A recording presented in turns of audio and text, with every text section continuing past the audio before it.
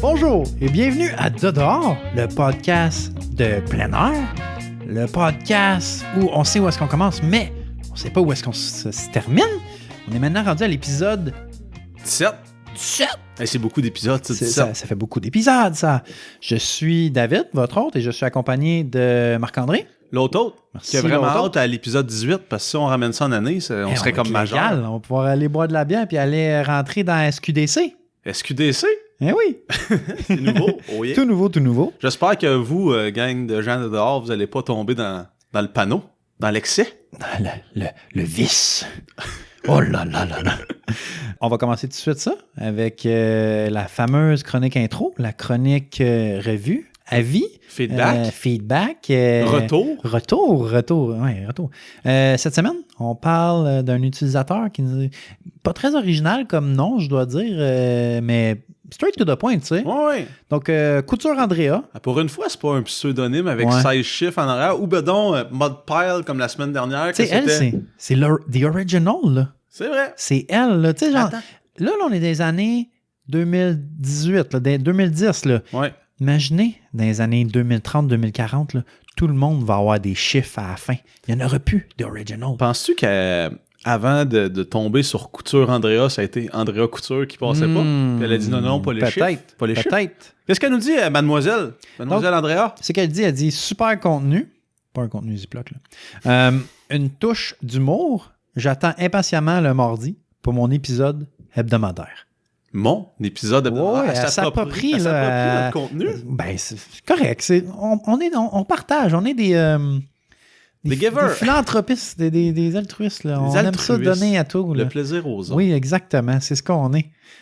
Parfait. Donc, on va suivre avec la chronique. La chronique. La chronique du Je pense que c'est perdu. la All-Star, ça.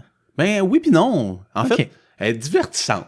Dans les feedbacks, on nous parle souvent d'humour et de drôle. Je pense qu'il y a un peu de ça dedans, la chronique perdue. En effet. Mais c'est pas... en fait, 99% des chroniques perdues finissent avec la leçon suivante. Préparez-vous donc avant de partir en randonnée. Pas compliqué. Vous C'est voulez pas super être perdu, facile. préparez-vous. Donc, cette semaine, la chronique du perdu, Oui. c'est pas une personne. Non. C'est quelque chose qui a été perdu. Oui. Donc, c'est un lion. Un animal. De un lion. Madagascar. Mais non, pas un vrai lion. Ah, pas comme dans le film. Un toutou. Ah, OK. Une peluche de lion. OK, ouais, tout. Donc, qu'est-ce qui s'est passé, en fait? C'est qu'il y a une petite fille qui a perdu son lion dans un sentier en Oregon. La petite fille avait 7 ans. Audriana Flores. Ouais, je sais, mais regarde. Mais 7 ans, non. Ça J'ai a encore fait- des toutous, moi. ça la réconfortait Ils sont peut-être. sont dans mon garde-robe, mais ils sont encore là. Chez mes parents. T'es dans le garde-robe, David? Je Continuons. suis encore dans le Donc, ils sont allés faire un sentier, puis la petite fille était un peu distraite, puis elle a perdu sa peluche. Moi, il m'est déjà arrivé de perdre du stock en randonnée, des bâtons, par exemple. Une tuque? Une tuque aussi. Tu sais, tu prends une pause, tu laisses ça là, tu t'en vas, tu les oublies, puis là, tu fais « Ah, shit, j'ai perdu mes bâtons, mais t'es déjà 4 km plus loin. » Donc, Ouais. c'est le genre de choses qui arrivent. Donc, ici, l'item perdu, c'est le lion en peluche. Donc, la petite fille était bien, bien déçue d'avoir perdu sa peluche. Elle pleurait, la grosse crise. Là. Les Ben, parents étaient plus oui, capables. puis elle s'est rendue compte de ça plus loin à son retour à la maison. Comment ça, je l'ai perdu. Mais là, ce qui s'est passé, c'est que souvent dans le sentier, là, comme dirait Pitbull, là, les gens que tu vois on the way up, c'est les mêmes que tu vois on the way down. C'est vraiment des paroles à Pitbull, by the way. Ben, la petite fille avait croisé une personne qui randonnait. Puis Ouais. cette personne-là avait vu la petite fille jouer avec sa peluche en étant accompagnée de ses parents durant la randonnée. Mais c'était resté comme ça. Donc, eux descendaient, l'adulte, si on veut, montait.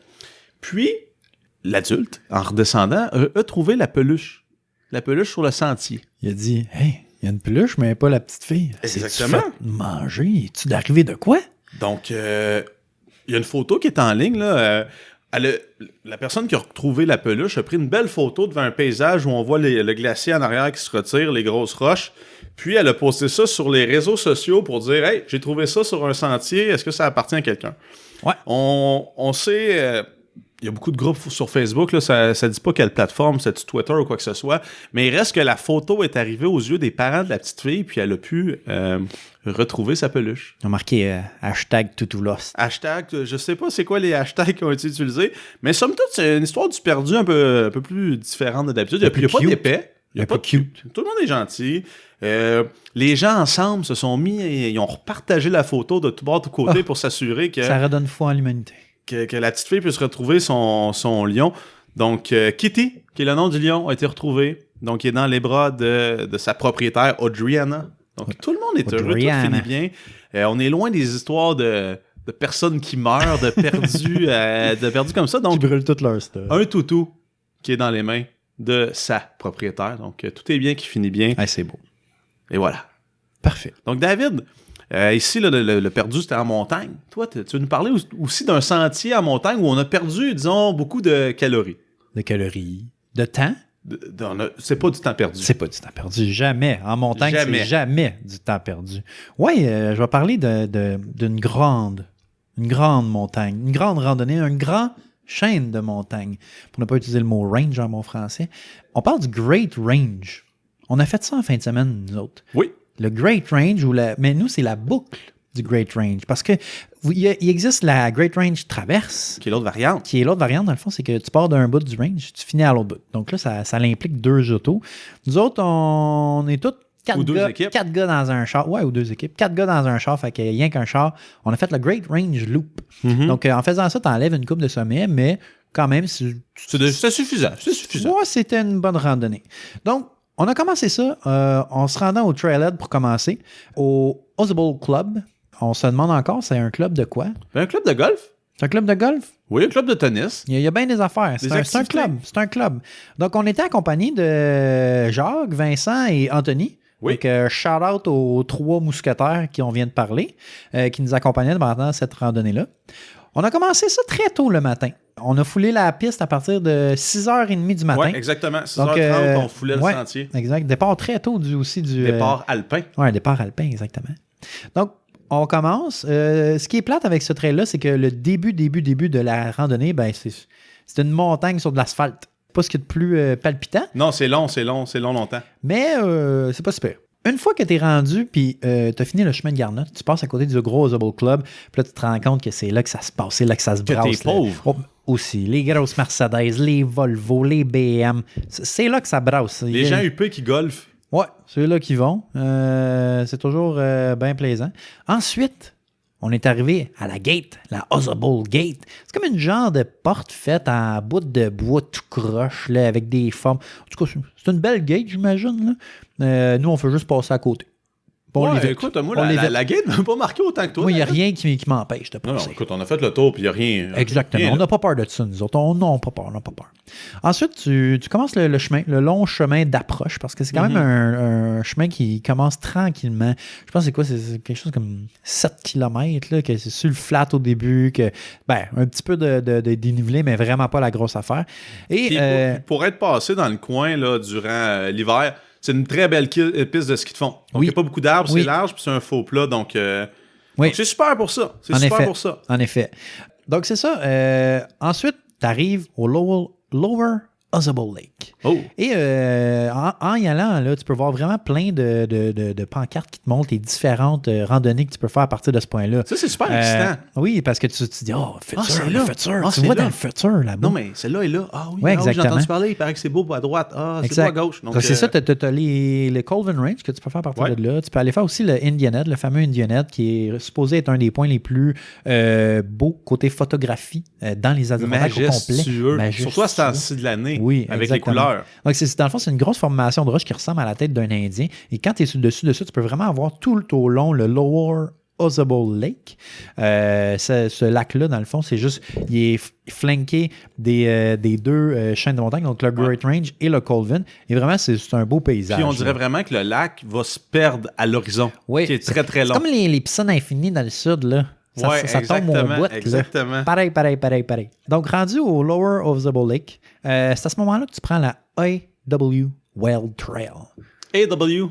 Wild Trail. Ça, c'est un gars, là. Il devait s'appeler Andrew Wilk Weld, je sais pas. Andrew William. En tout cas. Un nom. La trail s'appelle A Wild Trail. Et ça, cette trail-là, ça te mène jusqu'au premier sommet, qui est Sawteeth. Oh oui, le fameux. Oui. Et on the way, pour se rendre jusqu'à là-bas, jusqu'à Sawteeth, ce qui était très intéressant aussi, c'est qu'il y a une des plus grandes chutes des Adirondacks. Si c'est pas la plus grande, je me souviens plus exactement, mais c'est une chute de 150 pieds. C'est quand même, il y a une petite place là, pour observer tout ça. Fais attention à pas se mouiller. Ouais, mais avant que tu dises 150 pieds, je pensais que la plus grande chute des Adirondacks, c'était toi l'hiver dernier sur la falaise. On peut continuer. Donc, c'est ça. Tu prends la Haywell Trail puis tu te rends jusqu'à un certain point que là, ça va être rendu la Great Range Route, si on veut. C'est à ce moment-là que tu vas tourner à gauche. Tu vas aller faire Sawtee. Sawtee, c'est un petit out and back. Vraiment pas long. Là. Je pense que c'est comme 0.4 miles aller, 0.4 miles revenir. Ça prend pas beaucoup de temps. Et Sawtee, pourquoi qu'on l'appelle comme ça, d'après toi? Sawtee? Ben ça, je me rappelle bien de mon cours d'anglais avancé en milieu du travail. Oui. Ça veut dire dents de scie. Exactement. Donc, est-ce que la montée serait en dents de scie? Non. Ah. Ben, proche, là, mais son nom, ça vient en fait de la forme de ces 3 sommets qui ressemblent à une scie. C'est bien fait, hein? C'est bien fait. Les gens, pas toujours original, mais tu sais, je veux dire, c'est basic, là. Ben oui, c'est comme quand on regarde je pense qu'il y avait moins d'imagination dans les Adirondacks que quand on regarde les étoiles. Tu me dis, ça, c'est un ours, je fais, OK. Ça, c'est un scorpion, alright. Mais là, je les vois, les dents de scie. Ouais, je les vois. Une ours avec un E. Oui. Pas pareil, là. C'est la même chose. Non, c'est pas la même chose. C'est une barouette. C'est un chaudron. Un chaudron. Ah bon. Donc, c'est ça. Sur Sawtee, ce que tu peux voir, en fait, ce que tu peux voir aussi à travers tout le range, là, c'est pas mal. Tu peux voir la montagne Marcy, tu peux voir Algonquin avec une partie du McIntyre et le fameux Abassa. Haystack. Bassin Saddleback. C'est le fun que tu nous dises tout ce qu'on peut voir parce que quand on est allé, on n'a rien vu. Non, c'était un gros... beaucoup de nuages, mais... Des précipitations. Moi, j'apprécie aussi. Ça donne une ambiance un peu. C'est lugubre. Oui, bien lugubre, moi, ce couchacharaga, comme diraient nos amis les Amérindiens. Donc ça, tu peux aussi voir le Dix Range, une partie du Dix Range, et en même temps, l'autre bord, Colvin Range. Au bord du lac. Exact. Donc, maintenant, si on continue à travers la randonnée, la Great Range Route, tu vas arriver sur Pyramide, qui est un sommet de plus de 4000 pieds, qui est à 4515 pieds. Ah ouais, by the way, Sawtee, c'est à 1250 mètres ou 4100 pieds. OK. Juste quick fact. Et Pyramide, c'est ça, tu continues, tu vas arriver. Elle est à 1376 mètres et 4515 pieds. Là, fait intéressant. Oui. Moi, j'ai la liste des 46 devant les yeux, puis elle n'est pas dedans. Puis là, tu m'as dit 4500 pieds, c'est même pas... Tu sais, des fois, il y en a qu'on se dit, bon, l'incertitude, comme on a déjà parlé, là, des instruments jadis, là, c'est un petit peu en bas de 4000, mais ils sont dans la liste quand même. Celle-là, 4500, ils se sont trompés big time. Mais non, c'est ça. Là, on a fait nos recherches parce que ça fait longtemps que ça nous tétille, mais on regarde pas nos recherches. Donc, Pyramide, en fait, c'est que c'est pas considéré comme un des 46 sommets de plus de 4000 pieds parce qu'il est trop proche de... Gothique, exactement. C'est comme le petit frère, il vit dans l'ombre de son grand frère. Donc, qu'est-ce qui fait qu'une montagne peut faire partie de la liste des 46, là, et en fait, qui n'est pas un faux sommet ou quoi que ce soit? C'est que la montagne doit être, le sommet, dans le fond, doit être à 1,2 km d'un autre sommet de plus de 4000 pieds. De son plus grand frère, dans le fond. Oui, c'est ça, de son plus grand frère, exactement. Et doit avoir une prominence de 90 mètres. C'est quoi la prominence, Flamand? Éduque-nous. C'est en fait entre deux montagnes. Disons, je pars deux montagnes égales. Voyons ça comme ça. Égal. Donc, je pars d'un sommet, je descends dans la vallée entre les deux montagnes. La vallée de Nana. Et je remonte sur l'autre sommet. Donc, il faudrait qu'entre le dessus d'un et le plus bas entre les deux, il y ait au moins 90 mètres, 300 pieds de dénivelé pour que les deux puissent compter. Donc, ça prend les deux facteurs. Cependant, c'est pas toujours vrai. Ça, c'est le guide approximatif. Genre, pas ton pouce, là, mets-les sur le side, là, puis genre, ferme un œil, là. C'est de même, ça marche. Il y a des raisons historiques, parfois, qui font que des sommets sont ignorés, puis pas d'autres. Il y en a quelques-uns, là, on les listera pas ici, là, mais c'est à peu près ça la règle générale. Donc, point noté, c'est pas parce que le sommet n'est pas dans la liste qu'il ne vaut pas la peine. Puis, on parle juste des high peaks pour la plupart du temps ici, là. Puis, on va parler de randonnées qui sont pas dans la liste, mais qui valent. Je te dirais qu'un coup qu'on va finir nos 46, on va commencer le Noonmark, tout Lion Mountain, c'est toutes des montagnes. Hurricane, c'est toutes des montagnes qui sont très belles parce que ils ont des vues à 360 sur le dessus. Pyramide, d'après toi, pourquoi elle s'appelle de même? Parce qu'elle est en forme de pyramide. Très fort. Très fort. Les gens étaient très...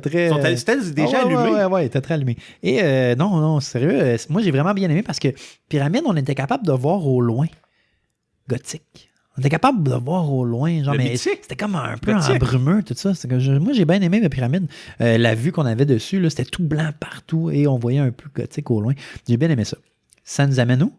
La prochaine. Oh. Gothics. Moi, j'en avais entendu parler en bien. Oui. Qui se C'est- situe au rang 10 des 46. Puis dans la popularité, doit être dans les plus populaires aussi. Au niveau, Oui. Au niveau des randonnées, c'est peut-être pas la plus populaire, mais il y a quand même beaucoup de gens qui en parlent là, depuis longtemps. Elle est assez difficile, peu accessible, et comme au milieu du range. Oui, exact. Donc, t'as pas exact. le choix d'en faire quelques-unes. Ben, je veux dire, les rendre. autres, c'est les petits out and back. Fait que t'es pas Ouais, obligé, mais tu sais, pyramide, t'as pas. À moins que. Parce qu'en fait, ce qui se passe, c'est que nous, on a passé à travers pyramide pour aller faire Gothics, mais il y a aussi d'autres chemins pour se rendre sur le sommet de Gothics. Et dont un chemin qu'on n'a pas fait, mais qui aurait quand même été intéressant, c'est celui avec les câbles. Ouais. Les fameux câbles. Les câbles qu'on parle. Ouais, on les a pas vus, les câbles, mais. On a vu une échelle. On avait une échelle, mais je pense qu'un jour, on va sûrement y retourner et on va aller réessayer les câbles juste pour le plaisir. Hein? Pour comparer aux câbles du Havdon. Voir c'est lesquels qui ont Exact. plus de C'est lesquels les plus à pic? Hein? Ouais. Donc, Gothic à 1444 mètres ou 4736 pieds. Son nom, ça vient en fait du côté. Il y a une slide de roche et la formation de roche qui se trouve à cet endroit-là, ça ressemble beaucoup à l'architecture gothique. Ah. Donc là, on parle Fait pas que ça du a monde pas qui rapport se avec peinture la face en blanc puis qui a les cheveux noirs puis qui écoute du Ghost puis du Marilyn Manson. Là. Non. Mais c'est gothique, Marilyn Manson? Je sais pas. Je pense que c'est pas de l'architecture. Non, c'est pas de l'architecture. En exactement. effet, Marilyn Manson n'est pas une architecture. Donc, pour les fans d'architecture, ben allez-y, allez voir ça, allez prendre des photos de ça, de la roche tout pétée en Nous, dessin. on l'a pas vu encore une fois. On C'était l'a trop pas vu couvert. encore de C'était trop fois, couvert. mais ça faisait partie de l'expérience. Exactement.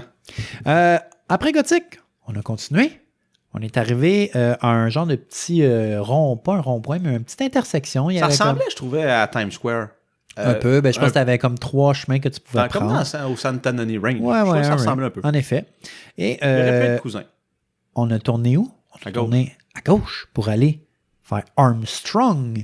La montagne Armstrong qui est un peu laissée de côté parce qu'elle est comme cachée dans entre l'ombre. Gothic, Pyramide, qui est quand même des très grandes montagnes puis avec des belles vues.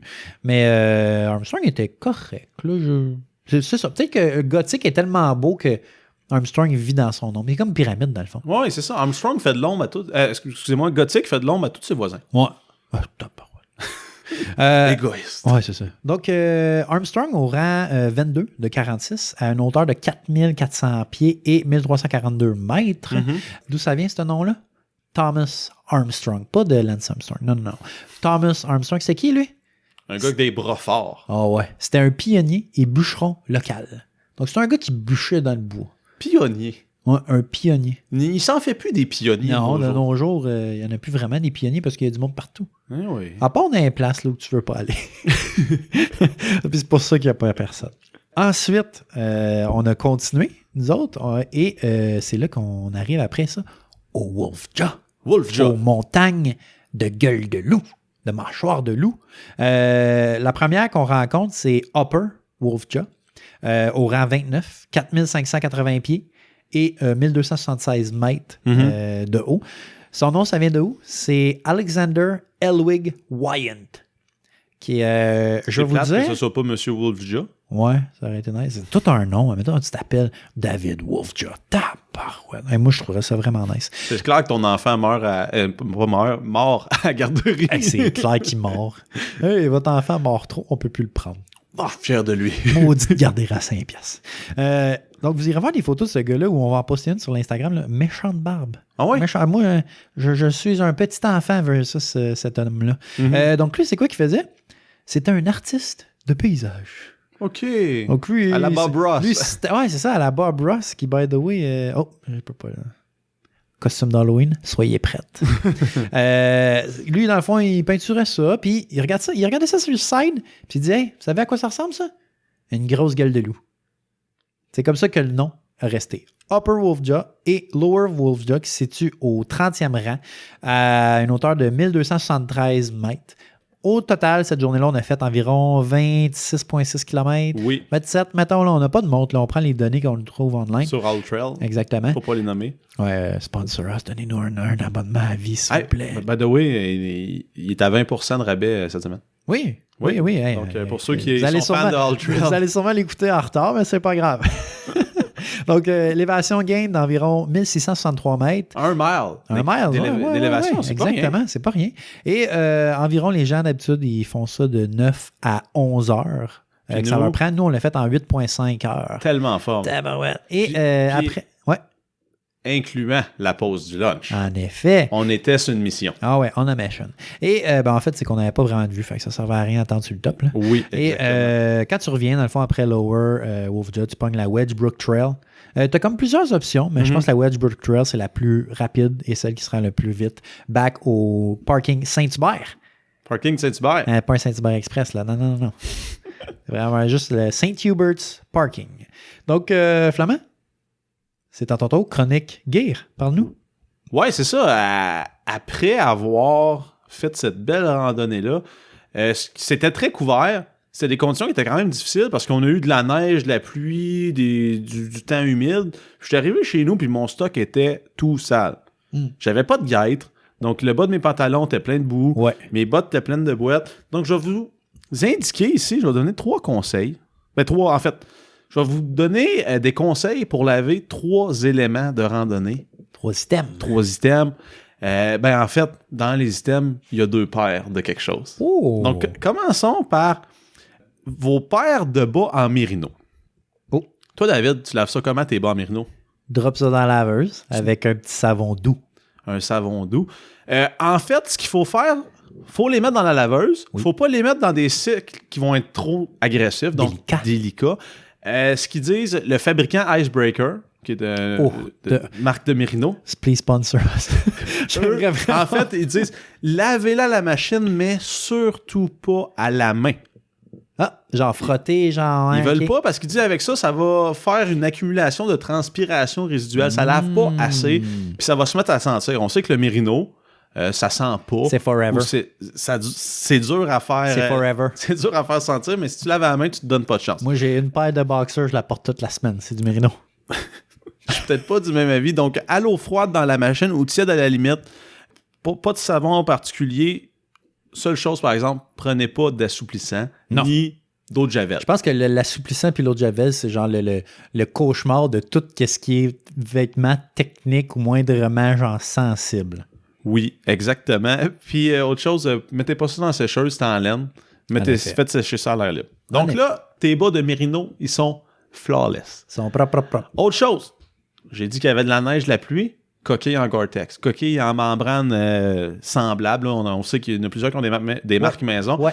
Donc, il y a plusieurs gens qui ont peur, en fait, de les nettoyer. Ils se disent, je vais nettoyer, ça va peut-être enlever le traitement imperméabilisant à l'extérieur. Donc, qu'est-ce que je fais? Je les lave pas, je les rince juste. En fait, qu'est-ce qu'il faut faire? C'est qu'il faut les laver quand c'est sale. Oui. Ou quand on a beaucoup sué à l'intérieur, Exactement. ça vient, après ça, Mais aussi- affecter la capacité du matériau à respirer. Puis on sait que ça respire pas beaucoup. Donc, Exact. s'il est sale, tu viens vraiment pas t'aider avec ça. Aussi, souvent, quand on porte des sacs à dos sur nos shells, tout ça, vraiment, les épaules, c'est là que ça commence à devenir moins imperméable le plus rapidement possible. Parce que le traitement s'en va avec ça le frottement. frotte, exactement. Donc, première chose à faire, il n'y a pas de règle universelle, ça dépend du matériau, puis il y a tellement de manteaux différents, référez-vous à l'étiquette. Bon, ça, c'est la réponse plate. Deuxième chose, règle générale, ferme tes zippers quand tu mets ton linge dans la laveuse, ton manteau dans la laveuse. Habituellement, c'est un eau modérée, donc à tiède, encore une fois, pas d'assouplissant ni de javelisant. Puis, il se vend des additifs à lessive. Oui. Pour, justement, le type de manteau. On parle ici du Nick Wax, du Granger. C'est fait pour ça. Ouais, Allez voir votre magasin de sport favori. Ils vont vous Le Granger, bouteille verte pour laver. Et ensuite, si vous voulez compléter le traitement pour rendre ça encore un peu plus imperméable, c'est l'orange. Donc, exactement, David. On voit que ici, ça parle d'expérience. Puis aussi, si on a beaucoup sué à l'intérieur, on suggère de les laver parce que ça marche des deux bords. Là. Donc, d'un côté, ça évacue l'humidité. Donc, si vous avez sué à l'intérieur, ça vient faire, en fait, ça vient altérer la performance de votre manteau. Donc, super simple. Donc, dernière chose qui était sale quand je suis rentré à la maison, David, tu sais quoi? Tes bottes. Mes bottes. Mes bottes étaient très sales. En fait, on a marché dans la boîte toute la journée. Donc, les bottes, comme je disais, ils étaient rendus sales quand je suis rentré de la randonnée. On sait que les bottes, ça coûte cher. Oui. Ça, puis le pack-sac, c'est pas mal les éléments qui coûtent le plus cher, mettons, en commençant. Puis le GPS. Puis le GPS, puis les montres. Donc, C'est pour ça qu'on en a pas. Faut en prendre soin. Première chose que tu fais en rentrant en randonnée, c'est de les faire sécher. Donc, Ouais. évacuer l'humidité le plus rapidement possible. Ne pas mettre ça devant votre... comme tu faisais avec tes bottes l'hiver, mets pas ça sur le calorifère ou en avant du poêle à bois. Enlève les feutres puis mets ça sur le chauffe-eau. Sur le caille. Sur le caille, Mets ça sur le caille. Exact. Donc, ne pas faire ça. On suggère de mettre du papier journal à l'intérieur. Ça vient absorber l'humidité. Donc, plus rapidement. Moi, j'ai rempli de riz. Puis après ça, je mange le riz. Non, c'est pas vrai. C'est dégueulasse. Donc, après ça, avec une petite brosse de l'eau tiède, un peu de savon, on vient les frotter. Faut faire attention. Il y a des bottes maintenant qui ont une membrane Gore-Tex à l'intérieur. Ouais. Allez pas l'abuser avec votre brosse en téflon. Là. Vous allez y faire mal. Ou en laine d'acier. Hein, exactement. On peut aussi sortir la semelle à l'intérieur pour la mettre dans la laveuse. Moi, je les mets dans la laveuse, mes semelles. OK. Donc, c'est le genre de choses que je fais. Puis aussi pour... ça dépend des matériaux. Souvent, des bottes en cuir. Moi, j'ai des bottes en cuir. Ouais. Le cuir, c'est comme ta peau. Ta petite peau, David. Il faut en prendre soin. Oui. Donc, encore une fois, il y a des produits qui sont spécifiques aux bottes de cuir. Donc, c'est comme ça qu'on va laver nos équipements quand on rentre de randonnée. Oui. Donc, je pense pas qu'il y ait de savon spécial ou quoi que ce soit. Vraiment juste un petit savon doux. Ben, souvent, quand tu achètes tes bottes, le gars à la caisse dit « Hey, veux-tu un petit protecteur » ou ces affaires-là. Il y a des produits... Il y a des produits qui sont faits pour ça. Ouais. Donc là, je vous ai dit 3 items. Je vais en ajouter un 4e. Donc, surprise, David. Je m'attendais pas à ça. Oh mon Dieu, le plan. Il sort des sentiers battus. Comment laver sa tente? Puis ici, je parle pas de la sœur de ta mère. OK, merci. Donc, la tente, habituellement, tu as 2 toiles. Tu as celle de la tente elle-même, puis la deuxième qui est celle qui vient par-dessus, qui est la plus étanche des deux. Oh, celle qui fait que ça te mouille pas sur la tête. Donc, première chose qu'il faut noter, c'est quand on lave sa tente, c'est le moment idéal pour l'observer. Puis voir s'il n'y a pas des défauts, genre des traces de moisissure, des coutures qui se défont, des trous. Tout ça, on peut le regarder en la lavant. On suggère de laver ça avec de l'eau puis un savon extrêmement doux, genre un savon de Marseille. Puis après ça, on dit, faut faire sécher la tente à l'air libre. Donc, pas je la nettoie avec de l'eau, je la mets dans son sac direct. Il faut faire sécher ça à l'air libre, puis pas directement au soleil, à l'ombre si on veut. Parce que les UV... Au final, ça a un impact qui est négatif sur la performance de la tente. Donc, ta tente au soleil, quand tu es en camping, tu n'as pas vraiment le choix, puis c'est correct. Ouais. Mais quand tu as le choix, puis tu contrôles, faire attention à ça aussi. En effet. Aussi, la tente, on a le footprint que tu appelles l'empreinte de sol. Ouais. Donc, c'est pas tout le monde qui a ça. Non. Ça vient pas avec toutes les tentes. C'est souvent une option. C'est souvent à part. On conseille de l'acheter. Oui, ça va sauver votre tente. Ben ça, puis aussi, ça donne un layer d'isolation en dessous. Et aussi, ça l'aide beaucoup avec côté humidité. Oui. Donc, ça coupe l'humidité. Ça l'empêche. Disons qu'on fait du camping où il y a de la roche par terre. C'est le footprint qui va prendre le frottement et tout ça. Donc, ça va vous aider. Parce aussi. Que Dieu sait que ta tante, toi, hein, elle frotte pas mal, Flamand. On continue. Donc, après ça, après coup, si votre tente a un peu d'âge, on peut ajouter des produits additifs à l'extérieur pour augmenter son imperméabilité. Il y a plein de marques, plein de produits. Donc ça, je vous laisse valider ça. Puis il y a aussi des produits qui sont faits pour les coutures. Donc, c'est une espèce de gel, si on veut, qui vient sécher par-dessus, là, qui va s'assurer que votre prochaine randonnée, vous n'allez pas vous réveiller tout mouillé. La face dans la flaque. La face dans la flaque. Donc ça, ce serait bien dommage. Ouais. Donc, chronique question du web. Oui. La question du web. Cette semaine, on y va. C'est une question qu'on a reçue. J'aimerais commencer à faire du backpack, du hiking en backpack, mais je peux pas me permettre de tout acheter le gear one shot. Est-ce qu'il y a quelque chose que je pourrais faire? Là, on connecte avec toi, personne du web, parce que nous autres, au début, on était cassés, puis on est encore cassés. Oui, on est encore cassés. Il nous manque beaucoup de gear tout le temps. On a toujours besoin de gear. Donc, première chose que tu peux faire, team up. Moi, Flamand a certains trucs. Moi, j'ai certains trucs. Ben oui. Moi, j'ai le bear can. Flamand, il y a quoi? Moi, j'ai une corde. Ouais. Une corde d'escalade. Ben utile. Oui, OK, mais ça, c'est un autre Exactement. Affaire. Exact. Donc, c'est ça. Séparez-vous vos gears. J'ai une cloche pour éloigner les ours. Oui, t'as une cloche, Flamand. Oui, la cloche pour les ours. Ensuite, j'ai une carte. Oui, t'as une carte, merci. Qui est chez nous, puis c'est moi qui est depuis 3 semaines. Exactement. Tu veux me la ramener, s'il te plaît? Non, je la garde maintenant. Elle est à moi. Deuxième truc, si vous n'avez pas de tente, quoi que ce soit, allez dormir dans les refuges, dans les lits tout, les petits abris comme ça. Ben ça peut, vous n'avez pas besoin de traîner une tente en plus, mais c'est sûr que là, il faut faire attention si c'est plein ou pas plein. Ouais. Donc, c'est le petit côté moins le fun. Ensuite, vous pouvez louer les équipements. Oui, où tu peux louer ça? Il y a plusieurs endroits qui l'offrent, mais un endroit qu'on connaît bien à Montréal, c'est dans le fond la coop de l'Université McGill, OK. qui offre beaucoup d'équipements de plein air, que ce soit des piolets, que ce soit du stock pour l'escalade, du stock pour le camping. Il y a même aussi je pense qu'il y a des magasins aussi qui louent du stock de camping. Attendez-vous pas à ce que ce soit le stock le mieux entretenu du monde, là, mais ça peut dépanner une fin de semaine. Puis pas non plus des boxers en mérino. Ça se loue moins bien. Non. Ben, moi, je peux vous les louer, les miens. Ça va coûter cher. Très cher.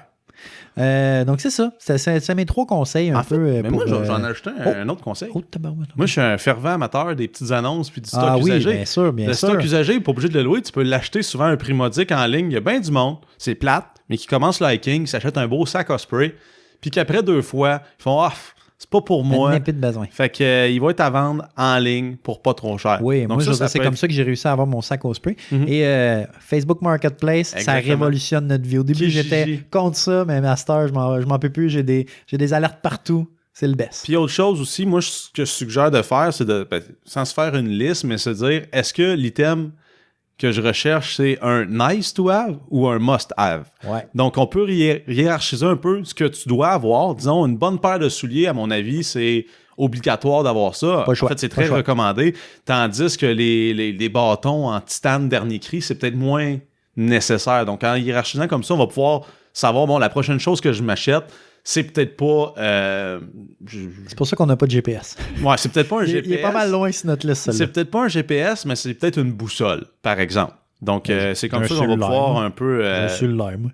Application boussole. Oui. Donc, je pense qu'on va enchaîner, David, avec la dernière chronique. Le cours du cégep? Le cours du cégep, Philo 101. Chronique cours du cégep. Parle-moi des Grecs. Non, ben non, mais justement, on switch un peu. L'autre bord, on switch de continent. On va y aller sur le continent asiatique. Asie. Oui, donc la citation de cette semaine vient de Confucius. Confucius, c'est qui? C'est un grand philosophe chinois. Aussi un meme. Aussi un meme, ouais.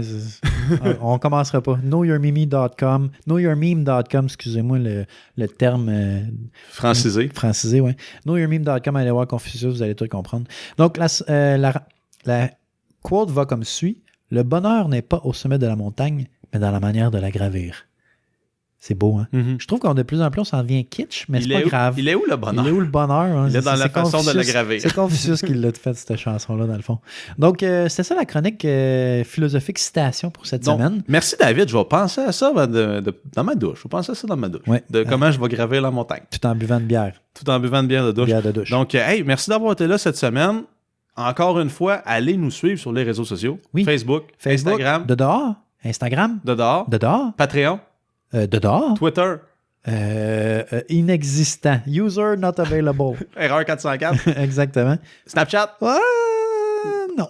Non, not found non plus. Mais Facebook, Instagram, on est pas mal actifs là-dessus. Même chose pour Patreon. On n'est pas actifs, mais on attend vos encouragements là-dessus aussi. Oui, ben, je donc, veux dire, patreon.com de dehors. Peut-être si on aurait des encouragements, on serait actifs. On en a un. Oui, on en a un. Merci, Raphaël. Merci. On pense à toi souvent. Oui. Donc, aussi, parlez de nous à vos amis. Oui. Bouche clavier à yeux. Clavier à yeux. J'aime bien le clavier à yeux que le bouche à oreille. Oui, mais tu peux quand même 2018, parler. Parle-en à tes collègues. Because we are in 2017. Tu peux quand même en parler à tes collègues. En effet. Tu peux en parler de bouche à oreille durant votre lunch, là, en 2 bouchées de sandwich. Donc, parler de dehors, c'est super. Donc, aussi, on vous invite à nous laisser une revue. En début d'épisode, là, toutes les semaines, on parle de quelqu'un. Mais si tu nous laisses une revue, peut-être que la semaine prochaine, on parle de toi. Oui, en effet. Donc, merci encore d'avoir été là. On se voit où, David? À dehors. À dehors. À dehors. Par la toune.